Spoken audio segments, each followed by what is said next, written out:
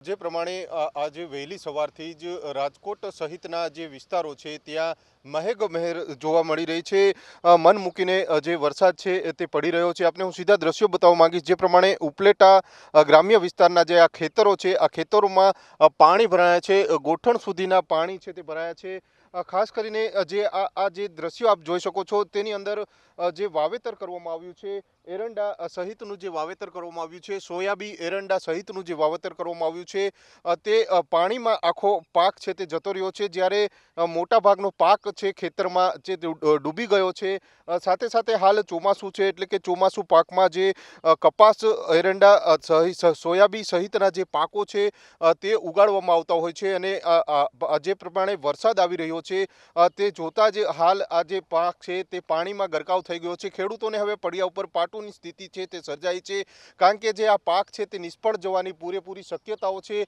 જ્યારે હવે વરસાદ રહેશે ત્યારબાદ ખેડૂતો નવો પાક છે તે લઈ શકશે, પરંતુ જે પ્રમાણે આ ખર્ચો કરીને જે પાક છે તે વાવવામાં આવ્યો હોય છે, કપાસના જે ઊભા જે ખેતરમાં જોઈ શકો છો આપ, જે છોડ છે, વૃક્ષો છે જે તે હાલ પાણીમાં જતા રહ્યા છે। આપણી સાથે જે વાવેતર કરનાર ખેડૂત છે તેમની સાથે વાત કરવાનો પ્રયત્ન કરશું, કારણ કે જે પ્રમાણે તેમને નુકસાની વેઠવાનો વારો આવ્યો છે તેને લઈને પણ તેઓ ચિંતામાં મુકાયા છે। શું નામ છે તમારું?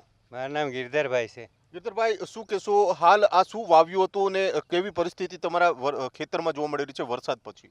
વરસાદ આખો ખેતરમાં કપાસનો ડૂબી ગયો છે। હવે કપા રહી જાય તો ઠીક, નકર તો બીજો વાવવું જોઈએ। સોયાબી વાવ્યા હતા, સોયાબીન તો આ ત્રીજો વાવેતર થઈ ગયો છે।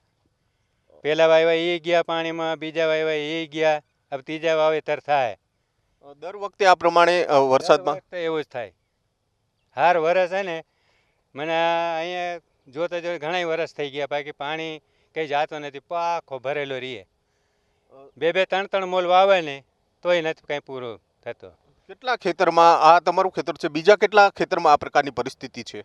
કરીબન હોય 30-40 ખેતરમાં, 30-40 ખેડૂત છે ને અહીંયાથી વहाँ તક માંડીને બધાની આની આ જ પોઝિશન રહીએ છે।